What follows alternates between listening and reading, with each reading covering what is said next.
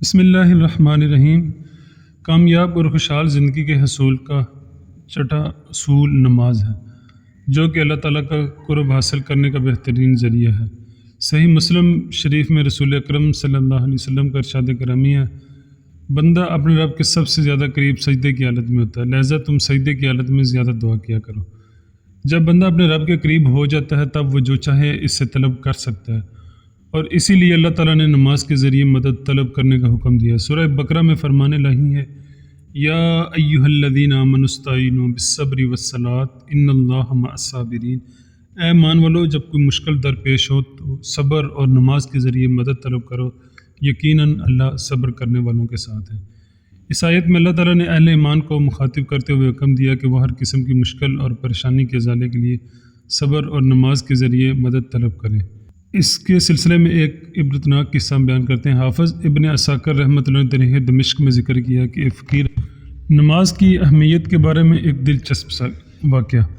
حافظ ابن عساکر رحمۃ اللہ علیہ دمشق میں ذکر کیا کہ ایک فقیر آدمی اپنے خچر پر لوگوں کو لاد کر دمشق سے زیدانی تک پہنچاتا اور اس پر کرایہ وصول کرتا تھا، اور اس نے اپنا ایک قصہ بیان کیا کہ ایک مرتبہ میرے ساتھ ایک شخص سوار ہوا اور وہ راستے میں مجھ سے کہنے لگا، یہ راستہ چھوڑ دو اور اس راستے سے چلو، کیونکہ اس سے ہم اپنی منزل مقصود تک جلدی پہنچ جائیں گے۔ میں نے کہا، نہیں، میں وہ راستہ نہیں جانتا اور یہی راستہ زیادہ قریب ہے۔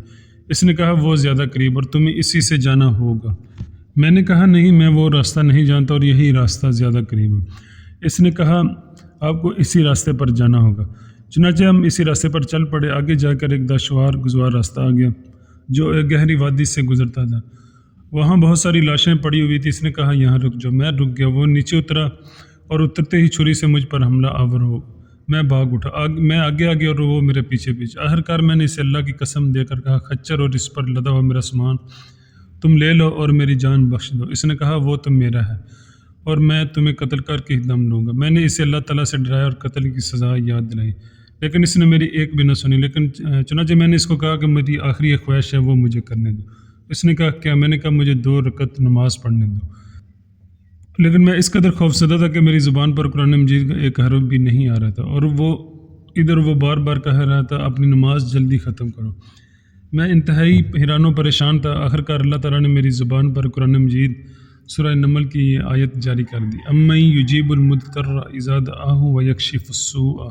بھلا کون ہے جو لاچار کی فریاد رسی کرتا ہے جب وہ اسے پکارتا ہے اور اس کی تکلیف کو دور۔ پھر میں نے اچانک دیکھا کہ گھوڑ سوار ہاتھ میں نیزہ لیے وادی کے منہ سے نمودار ہو رہا ہے، اور اس نے آتے ہی وہ نیزہ اس شخص کو دے مارا جو مجھے قتل کرنے کے درپا تھا۔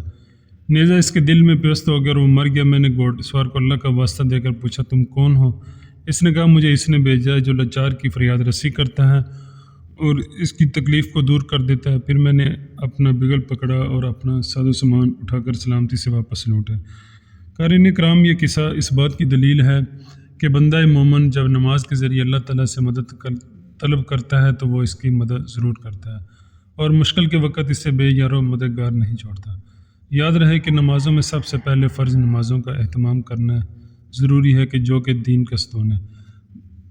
دعا ہے کہ اللہ تعالیٰ ہمیں اس پر عمل کرنے کی توفیق دے۔ آمین ثم آمین۔